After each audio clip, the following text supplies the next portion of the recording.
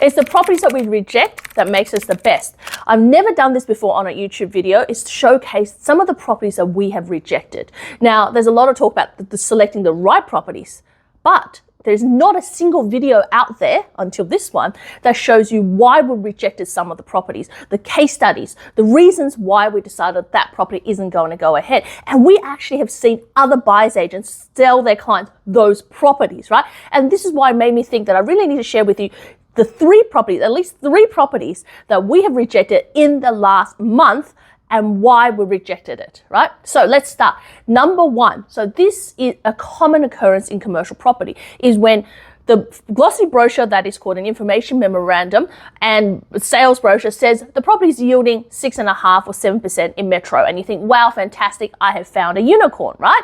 But what's happened is, in effect, when you actually work out and go through the leases, all the individual things, there's things buried in the lease, or there's things that the tenants aren't paying for that erodes the yield. And what happens is that a 6.5% property becomes a 5.7% or 5.5% yielding property by the time you allowed for increases in insurance, management fees, and outgoings, and some of the things that the tenants aren't paying for. So this is what happened to this property that we looked at in Jimboomba. Like, it's a great property where it's got warehouses at the back, so 2 little warehouses at the back. So it actually splits into 3. It has what you can use as a showroom or a restaurant at the front. At the moment, it has an Indian restaurant, which they're leaving, and a non-government organization like a NGO, so like a non-government organization, so a charity group is actually taking the whole premise. There actually was originally at the back taking the 2 warehouses. So they're a charity organization, kind of like your op shops, right? So they do go out to people's houses and deliver food, deliver goods, and do workshops as well. So that's actually a really, really good tenant, and the tenant probably be there for a long, long time, right? However, the tenant is on a gross lease. And when we looked at the property, we realized the vendor misappropriated his outgoings in terms of insurance. Insurance has gone up, plus there's a few other outgoings like management fees and rates. All of these things eroded a yield that he originally told us would be 6.5%, which we already got under contract based on the preliminary information it gave us. And then during due diligence, we found that it has been eroded to about 5.5%, at which point we went back to them to negotiate. Now, very few buyers agents out there do that. They just go, well, the deal's not working, let's move on. Or they'll say, hey, it's still a good deal at 5.5%, because what they'll try to do is condition the purchaser and say, it's still a great deal, let's move on, right? So let's buy the property, right? So, and you're going to get your back end growth, but that is absolutely wrong, right? So we went back to try and negotiate, and that would mean an $80,000 to $100,000 cut from the purchase price. Now, the purchase price is just a bit over $1 million. Now, that's not going to happen, like that 10% cut. So as a result of it, we had to walk away from the deal. And the vendor was upset, we're upset, but hopefully he'll come to his senses and next time not misappropriate that, right? Or he might just wait a year, get the tenant on net leases, which is what we suggested, and then move on. Get the tenant on net leases and then try to sell it, right? So that's number one. And that happens time and time again. And that's one of the reasons we walk away from deals, because either the vendor won't negotiate, or that they've misappropriated the outgoings and it throws out the returns. Yes, should the area be 5.5? Does it justify 5.5 in Jimboomba? On an industrial property, probably close to 6% will be justifiable, but we don't want our clients to take a hit on it. It means significant issues for their cash flow right now, and they're not going to get it at the back end, right, for quite a few years. The whole point when we look at it for our clients' point of view is that they make money from day dot, right? And that's why you want to choose us at Unicorn Commercial Property versus anyone else. So on that note, let's go on to number 2 latest properties that were rejected.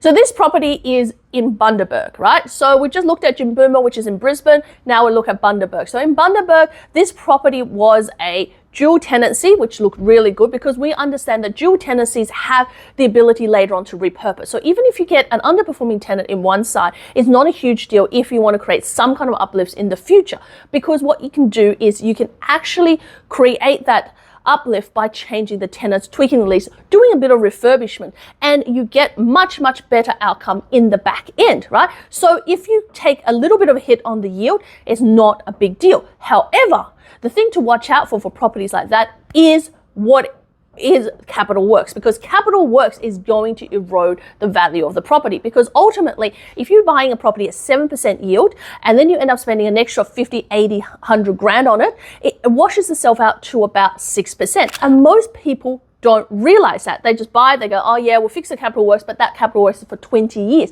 However, when you average it out, it means you have a drop in yield and you may not get that back for quite some years. So this property itself is going to a self-managed super for a client that's already got 2 properties with us, and he's a repeat client, just needs something that's 600,000-700,000 in their super. However, with this property, we did the inspection, we discovered there was literally ways of trying to patch up the roof. And this is one of those key things. So many buyer's agents miss this because they don't have a building consultant in their company. We have a building consultant in the company which goes through the pest and building and looks at these videos, especially videos that have older buildings that our clients want to create some uplift or want to know that in the future they're not up for massive costs. We saw molds there from basically it raining and they're trying to patch up with paint. We saw the fact they've tried to put a coat over the top of it. And we basically realized it was going to be a $50,000 replacement of the roof, plus all the gutterings and flushings and everything else could potentially be $70,000. But $50K was what we anticipated was the capital cost. We went back to the agent and said, look, if you could take $50K off, we know that the property is not a huge amount of value. It's only between $600 to $700K. You take $50K off, but that is the capital works, and we don't want our clients to be responsible for those capital works, right? So the vendor comes back and says, oh, no, we got a quote, it's only $8 grand to replace it. Well, that's a patch job. We normally, any other buyer's agent will say, here it is, you can off you go, you can buy it, and we know what happens is within 2 years, our clients are hit with a $50K bill, right? And rather than earning the buyer's agency fee from it, we decided that it was best to get the client to terminate the contract, go back to them and say, look, it's $50K or nothing, walk away from the deal, right? We would rather walk away from the deal. Yes, well, we made a loss as a company, but we did it for the benefit of our clients. And that's so important because when you're looking at deals, you got to not look at today, right? But what it's going to cost you 2, 3, 5 years in the future and how you're going to make that money back. If there's sufficient capital growth in the back end, then absolutely those capital works are worth it. But if this is a long-term hold and you want to tweak the leases and your goal is different, and especially when it's run down, when you're just going to have problems after problems after problems, you want to be able to sufficiently negotiate. So we walked away from that deal, and that was in Bundaberg, and we did a lot of due diligence on it, but ultimately they didn't negotiate. We walked away because we didn't want our clients to afford the capital costs. And that's really one of the big things about when you're trying to do anything that has an uplift or just buying even a set and forget property is those capital works. And this final one I want to share with you is actually one that one of our other buyers agents in the market have actually put their clients through, and they've advertised that they're going to get about 7% yield on this deal, and it's in Brisbane, right? Yeah, of course, $2 million, 7%. Everyone looks at the ads and think, wow, fantastic, they've created a great deal. However, it's a property we actually saw over a year ago, literally over a year ago. So this property's been on the market for a year. It doesn't matter if the property's on the market for a year or 3 years or 2 months, right? The main thing is what you do with it, right? And we looked at it and we rejected it about a year ago. And the reason we rejected it was it's a little area that has had a good residential growth, but only one strip of shops, about 5 shops there. Most of them are allied health with a cafe, right? So it's a good little like strip shop of tenants, right? And in there you've got, it's pitched at, right? The agent says, oh, it's medical tenant, but it's a tenant that's actually doing a little bit better than pretty much your beauty therapist, right? So he does injectables in there mostly, not anything medical in terms of plastic surgery, but mostly your injectables, and he's sharing the premise. And plus on top of that, that is a lease back. Now we looked at it for a few reasons. Firstly, it was an old property that was converted to medical, which is no problem, because there's a lot of houses that get converted to medical, to childcare, to allied health, which works really, really well in the future and will continue to deliver really great value. But these are the 3 reasons we rejected it. Firstly, it was about compliance, right? What can you put there? Can you really put medical in there? And the answer is actually no. And we did some research on the tenant and what he does, and we realized that instead of it saying, well, he does cosmetic surgery or cosmetic improvement, he actually only does injectables, which is your typical salon. Plus he's sharing the premise with other people, like practitioners. So you have more of a transit setup rather than something really solid. Yes, he's going to give a lease back, but that lease and the amount of rent he's paying is also inflated. So your 7% truly in the market is about a 6%, which means that really on the face of it looks good, but in reality, after a few years, it's going to drop and you're not going to get the value back on that property. So that was number one. Number two, we rejected it was access, right? It was said that, oh yes, this is a development potential and access, but it's actually the second along the way. Instead of being on the corner block, this is the second. On the corner block, they've got allied health and medical. Quite a few of those are dentists, psychology clinics, and all of that. And that's your true medical. Now, next door to that, you've got the tenant down below, which is the injectables and beauty and cosmetics, injectables, and then upstairs you have the residential tenancy there, right? The residential tenancy. Now, that's all fine, and it used to be an old house converted. Now, the thing is, it's access, right? You go look at it and you go, okay, well, in order to get into the parking space of the back, right, you have to actually go past. It has to be easement with the one on the corner. So you could never truly develop this site. It might look like it's a development potential. It might be for $2 million at 7% looks really good in one of the upper markets of Brisbane. But of course, it's traffic as well. There's literally no foot traffic there except for when you actually have a destination tenant who's coming to see the tenants, right? But the thing is access, right? When they go and see this tenant, they're either going to have to park on the street, the back is very congested, and if you try to develop this, you're going to have a lot of problems in next door. So it's not a true development site as they put it to be, right? Number three is about compliance, right? So compliance, we had a look at the air conditioning, we had the way the was set up. I actually got a building consultant in-house to go and have a look at it. And this is one of the benefits of being with Unicorn Commercial Properties. We have all the expertise in-house to be able to support you in your journey, right? So if you're looking for uplift, you're looking at doing things, so you need someone who really knows their stuff in building, then you need to make sure that they're on your payroll, right? They can actually support your clients, right? And that's what we do. We had a look, and it was like, well, the steps on the side, there's no disability access upstairs. If the tenant wants to leave, you have to put in whole ramps and everything if you want to attract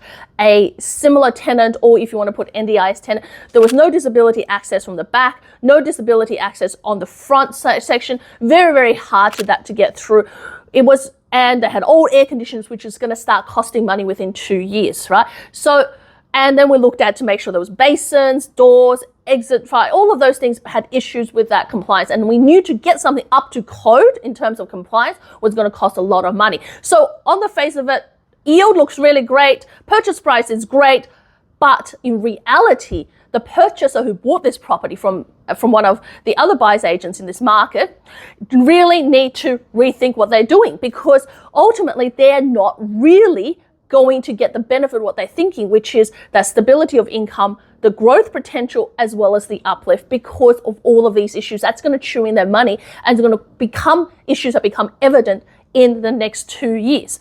Now, one of the big things that I talk about in all of my videos is about yields, returns, and return on investment. And this comes to the final point as we close off this video, is that when a decision is made well in the commercial property space, you see the value and you see the results within 2 years. When you miss these things during the due diligence process because you're chasing a yield, because you're chasing a particular set mindset to get to a property, then in 5 years' time, you get that come back to you. So that might be you don't actually end up getting the growth you wanted. You might not get the cash flow because it's been eroded because of other bits and pieces you need to fix, or it could be that you've overpaid for that property, right? Because of all these things.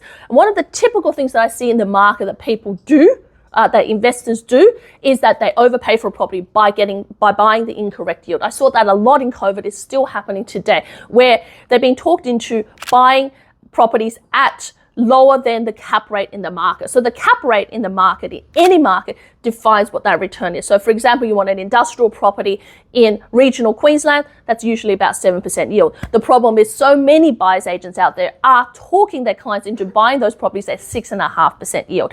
And that's why we really toe that yield line. It's okay for us to lose a deal, but we're absolutely not okay if our clients are not getting the right returns in the right areas for those properties. And if we can't foresee a pathway for them in 2 to 3 years, then we're basically saying this deal's not right for them and we're canning the deal. And you should look at your investments the same way. If this property is not going to deliver that, that's not right for you. And that's why they're properties that we reject, and that's what makes us the best. So want to find out more?